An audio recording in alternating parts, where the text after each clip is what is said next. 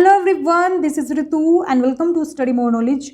तो social science हम कर रहे हैं सी टैट और स्टेट टैट्स के लिए, और इसमें हमारी कुछ क्लासेस हो चुकी हैं। अगर आपने वो नहीं देखी हैं तो पहले आप उनको देखें। सीक्वेंस से अगर चैप्टर वाइज अगर आप देखेंगे तो सारी बातें आपके दिमाग में स्टोर हो जाएंगी और आप कभी नहीं भूलेंगे। और इसी पैटर्न पर आप तैयारी करें, जैसे कंटेंट, फिर प्रीवियस ईयर क्वेश्चंस और फिर प्रैक्टिस क्वेश्चंस। तो चैप्टर आपको टिप्स पर लर्न हो जाएगा, आपको दोबारा शायद पढ़ने की भी ज़रूरत ना पड़े। तो एक सलाह और दूंगी मैं, इसके साथ साथ आप नोट्स बनाते चलें खुद से ही, पीडीएफ के चक्कर में ना लगे रहें कि पीडीएफ मिलेगी उससे पढ़ेंगे। देखो, शॉर्ट नोट्स का बेनिफिट ये रहता है, एग्ज़ाम टाइम में आप उनको क्विकली रिवाइज कर सकते हैं। 1-2 दिन में आपका कंप्लीट रिवीजन बहुत ही अच्छे से हो जाता है, तो 5-6 मार्क्स बढ़ने की आपकी संभावना रहती है। अगर आप रिवीजन नहीं करते हैं एग्ज़ाम टाइम पर तो वही जो आपने पढ़ा था वो कहीं ना कहीं कुछ पॉइंट्स उसमें छूट जाते हैं, जिसकी वजह से आपके कुछ मार्क्स का आपको लॉस हो जाता है। तो सलाह ये दूंगी, अभी भी टाइम है, क्योंकि नेक्स्ट जो पेपर होगा वो अभी टाइम है उसमें। तो अब से अगर नोट्स प्रिपेयर करेंगे, साथ साथ लेक्चर के आप नोट्स बनाते रहेंगे, शॉर्ट नोट्स, ज़्यादा लिखने की ज़रूरत नहीं है, शॉर्ट में लिखते चलें, मेन पॉइंट लिखते चलें, तो बहुत ही बेहतर तैयारी होगी और याद भी अच्छे से रह जाएगा। तो आज हम करने वाले हैं, जो हमारा चैप्टर हमने किया था रूरल एडमिनिस्ट्रेशन, गांव का प्रशासन, इसका कंटेंट वाला पार्ट मैं करा चुकी हूँ। आज हम इसमें करने वाले हैं प्रीवियस ईयर क्वेश्चंस को, जो 2011 से 2022 तक पूछे गए हैं। प्रीवियस ईयर क्वेश्चंस करने के बाद जो चैप्टर होता है उसकी एक अंडरस्टैंडिंग बन जाती है, अच्छे से वो समझ आ जाता है। तो चलिए शुरू करते हैं हमारी आज की क्लास। तो सोशल मीडिया पर फॉलो कर सकते हैं आप मुझे, फेसबुक पेज है, इंस्टा आईडी है और टेलीग्राम चैनल है। इन सभी के लिंक आपको डिस्क्रिप्शन में मिल जाएंगे। तो शुरुआत करते हैं हमारे पहले क्वेश्चन से, जो कि अभी लेटेस्ट का ही है। तो क्वेश्चन है, आरंभिक स्तर पर भारत में ग्रामीण प्रशासन विषय पर कक्षा में संज्ञानात्मक रूप से चर्चा करने के लिए निम्नलिखित में से कौन सी शिक्षण अधिगम युक्ति उपयुक्त है। तो इसमें हमारे 3 युक्तियां दी हुई हैं। इंग्लिश में भी अगर हम देखें तो है, which of the following teaching learning strategies is most appropriate in an elementary classroom to conceptually discuss the topic of rural administration in India. तो किस मेथड से हम ये टॉपिक बच्चों को अच्छे से समझा सकते हैं, कंसेप्ट उसका अच्छे से दिमाग में भर जाएगा बच्चों के। तो उसके लिए हमें ये ऑप्शन दिए हुए हैं। इसमें से अगर हम बात करें तो हमारा जो आंसर होगा वो होगा ऑप्शन नंबर 3। तो देखो, जो हमारा पहला स्टेटमेंट है, ये भूमिका अदा करना या फिर रोल प्ले करना। तो रोल प्ले या फिर भूमिका अदा करना जो होता है, इससे बहुत ही अच्छे से कंसेप्ट जो है बच्चों के दिमाग में भर जाएगा। इसके अलावा अंतमुक्त यानी ओपन एंडेड प्रश्न, अंतमुक्त प्रश्न होते हैं जो कि बच्चों को आप देते हैं करने के लिए, कि वो अपने दिमाग से सोचकर आंसर करते हैं, ना कि वो ये ऑब्जेक्टिव टाइप क्वेश्चन नहीं होते हैं। इनको हम कह सकते हैं कि जैसे डिस्क्रिप्टिव क्वेश्चन जो होते हैं हमारे, उस तरह के हम कह सकते हैं इन क्वेश्चंस को। अंतमुक्त मतलब कितना भी बच्चे इसमें अपना डिस्क्रिप्शन दे सकते हैं, डिस्क्राइब कर सकते हैं। तो ए और सी ऑप्शन इसमें सही रहेगा। तो टाइमलाइन नहीं होगा इसमें, बी जो है ये नहीं होगा इसमें। तो ए और सी हमारा सही आंसर इसमें हो जाएगा। नेक्स्ट क्वेश्चन है, यदि एक अध्यापिका लेखपाल या कानूनगो जैसे शब्द का प्रयोग कर रही है तो वे किस अध्याय को पढ़ा रही है। तो if a teacher is using the words like lekhpal, patwari और kanungo, then which of the following topics she is most likely to be teaching in her class. तो मैंने आपको बताया था कि जो लेखपाल है उसको हम कई अन्य नामों से भी बुलाते हैं, जो कि हमारे अलग अलग स्टेट्स में ये नाम रखे जाते हैं। तो पटवारी भी हम कह सकते हैं, कानूनगो भी कह सकते हैं, ग्रामीण अधिकारी कह सकते हैं।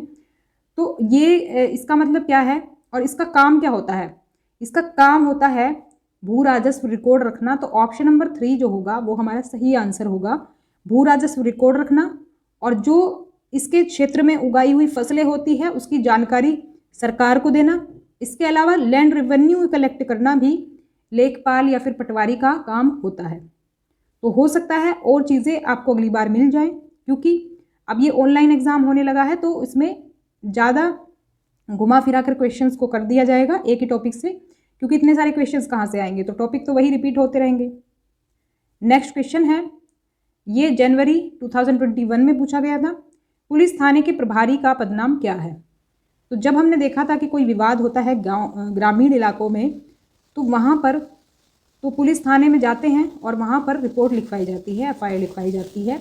और ग्रामीण इलाके में ही क्यों, ये शहरी में भी होता है, क्योंकि इसका जिक्र ग्रामीण प्रशासन में था, तो इसलिए ये क्वेश्चन भी वहीं पर इसीलिए उसी टॉपिक में ले लिया है। तो इसका आंसर जो हमारा होगा ऑप्शन नंबर 3 हो जाएगा, स्टेशन हाउस ऑफिसर।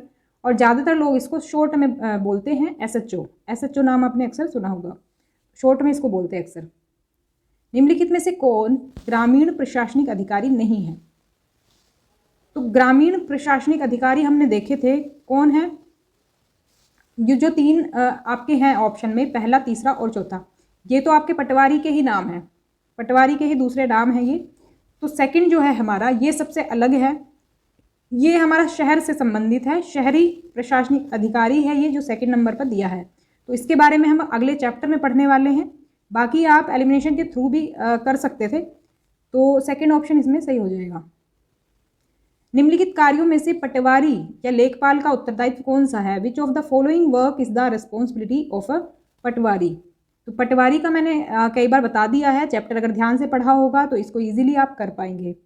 इसका ऑप्शन नंबर 3 करेक्ट हो जाएगा, भूमि मापन और आलेखों को सुरक्षित रखना, measuring land and keeping records, जो ज़मीन होती है उसका मापन करना और उनके जो रिकॉर्ड्स हैं उसको सुरक्षित रखना, तो ये पटवारी का काम होता है। नेक्स्ट है, ये भी पटवारी से ही संबंधित है, क्योंकि इसमें पटवारी का जिक्र हुआ था चैप्टर में, तो इसी से ज़्यादा क्वेश्चन पूछे जाते हैं। पटवारी के कार्य की देखभाल कौन करता है?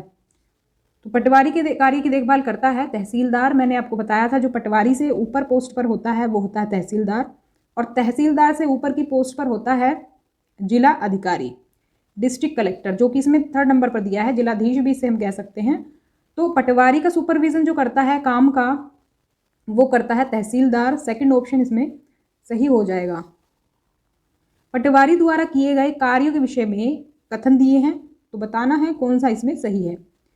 तो पटवारी एक अथवा गांवों के समूह की भूमि का अद्यतन लेखा जोखा रखता है, और पटवारी अपने अधिकार क्षेत्र में उगाई गई फसलों के बारे में सरकार को सूचना देने के लिए उत्तरदायी होता है।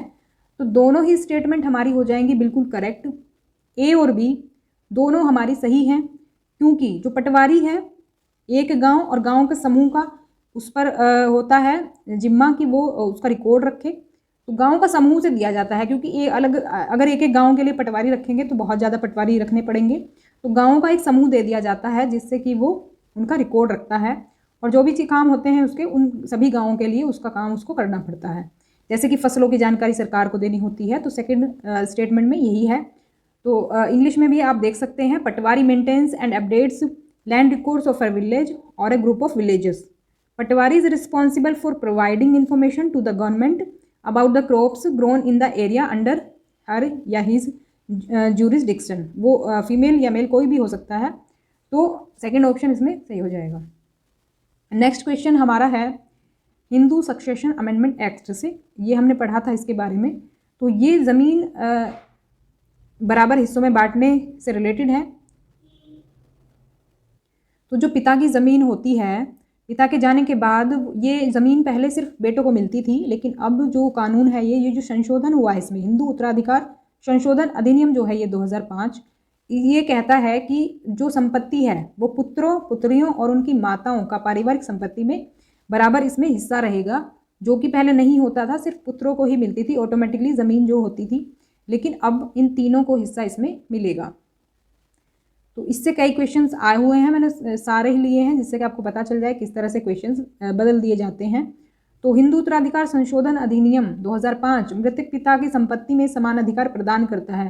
The Hindu succession amendment act 2005 provides an equal share in the deceased father's property too. तो किस किस को अधिकार मिलता है इसमें? तो ऑप्शन नंबर 3 इसमें सही हो जाएगा, पत्नी, पुत्र या पुत्रों को, एक है या फिर ज़्यादा पुत्र हैं जो भी हैं, या फिर पुत्री एक है या फिर एक से ज़्यादा है, तो सबको ही बराबर अधिकार इसमें मिलेगा। तो थर्ड ऑप्शन इसमें सही हो जाएगा। नेक्स्ट क्वेश्चन है हिंदू उत्तराधिकार अधिनियम में लाए गए 2005 के संशोधन ने निम्नलिखित में से क्या मुहैया करवाया? तो इसमें हो जाएगा ऑप्शन नंबर 4, महिलाओं का पारिवारिक संपत्ति में बराबर हिस्सेदारी का अधिकार, जो कि महिलाओं का पहले हिस्सा नहीं होता था, वो अब इस एक्ट के थ्रू मिलने लगा है।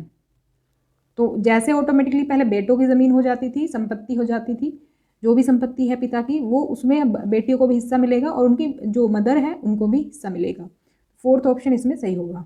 तो ये थी हमारी आज की वीडियो। पसंद आई तो लाइक करें, शेयर करें और सब्सक्राइब कर लें चैनल को, और जिससे कि आपको रेगुलर अपडेट्स मिलते रहे, इम्पोर्टेंट चीज़ों का पता चलता रहे। तो वीडियो आपको कैसा लगा हमें कमेंट करके ज़रूर बताएं। कोई अगर सजेशन आप देना चाहते हैं तो वो भी दे सकते हैं। तो मिलते हैं हमारी नेक्स्ट क्लास में। इसके बाद हम करने वाले हैं प्रैक्टिस क्वेश्चंस इस चैप्टर के और लास्ट चैप्टर के, जो कि हमारा था पंचायती राज सिस्टम। तो दोनों चैप्टर्स के प्रैक्टिस क्वेश्चंस हम साथ में करेंगे। तो stay connected and keep watching study more knowledge. Thanks for watching.